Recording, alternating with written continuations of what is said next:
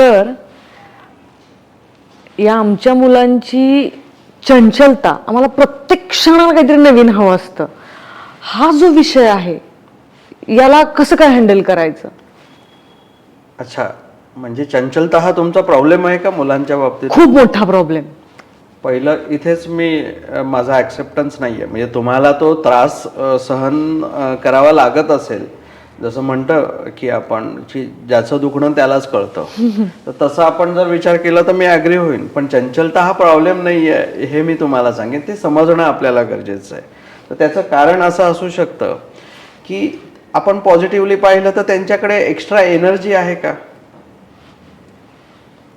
म्हणजे त्या मुलाकडे क्षमतेपेक्षा जरा जास्त एनर्जी किंवा त्याची ती ऑप्टिमम लेवलला एनर्जी कार्यरत असल्यामुळे त्याचा वापर योग्य ठिकाणी होत नाही आहे किंवा ते चॅनलाइज होत नाही आहे त्याच्या वयानुसार अशा कुठल्याही अदर ॲक्टिव्हिटीजमध्ये स्टडीज सोडून.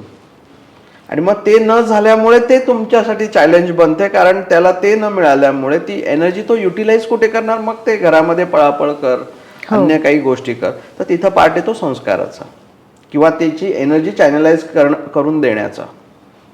मग तेही जर आपण विचार केलं तर ह्याच्यासाठी कुठंतरी आपल्या पालक तत्वामध्ये आपण ते समजून घेण्याचा प्रयत्न केला पाहिजे. आणि दुसरी गोष्ट, ज्या थेरपीने म्हणजे आपल्या इथं आपण जी साऊंड थेरपी अप्लाय करतोय त्याच्या मध्य मेंदूवरती, तर त्या थेरपीमध्येही असं एक क्षमता आहे की ज्याच्यामुळे ज्या आपल्यामध्ये असलेल्या अतिरिक्त बाजू आहेत, मग ती चंचलतेमध्ये म्हणजे एनर्जीमध्ये थोडीशी, ज्याला आपण हायपर ॲक्टिव्ह म्हणतो, ॲक्टिव्ह असणं स्वाभाविक आहे पण हायपर असणं ते त्रासदायक होतं. तर मग असं अतिरिक्त जे काही गोष्ट आहे तर ती नक्कीच ही थेरपी कमी करते. थोडंसं एक पालक म्हणून आपल्याला अशा मुलांच्या बाबतीमध्ये थेरपीमध्ये इन्व्हॉल्व केल्यानंतर थोडासा पेशन्स ठेवावे लागतात. आणि सातत्य जर ठेवलं ह्या थेरपीमध्ये तर 100% मी आपल्याला इथे आश्वासन देण्याचं नक्कीच मी तुम्हाला खात्री देईन त्याची, की बाबा ते होऊ शकतं. परंतु हा जो आत्मविश्वास आहे तुमचा की ह्या थेरपीवरचा, तो वाढवला पाहिजे. नाहीतर तुम्हाला पुन्हा एकदा माझा तोच प्रश्न आहे की आपल्याकडे याच्या व्यतिरिक्त जर काही सोल्युशन असेल तर त्याचाही तुम्ही पर्याय म्हणून विचार केला पाहिजे. नाहीतर एक संस्था म्हणून मी याची खात्री तुम्हाला पुन्हा एकदा देतो. म्हणजे तुमचं मत आहे की ही चंचलता चॅनलाइज केली जाऊ शकते, हा पहिला त्याचा भाग.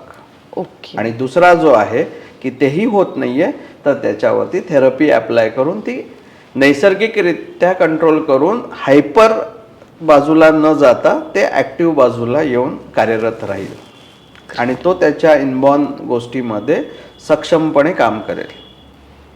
Great great. कारण हीच ऊर्जा जी आहे, तो एक रेसलर असेल तर त्याच्यासाठी गरजेची आहे. हीच एक ऊर्जा आहे जी एक रनिंग करणारा असेल तर त्याच्यासाठी ती गरजेची आहे. हीच ऊर्जा जी आहे ती अशा प्रत्येक ठिकाणी गरजेची आहे जिथे त्या व्यक्तीमध्ये एनर्जी सर्वसाधारणपेक्षा जास्त असली पाहिजे. मग तसं क्षेत्रामध्ये आपण आपल्या मुलाला कार्यरत ठेवलं पाहिजे किंवा इन्व्हॉल्व केलं पाहिजे. Thank you for sharing sir. Thank you.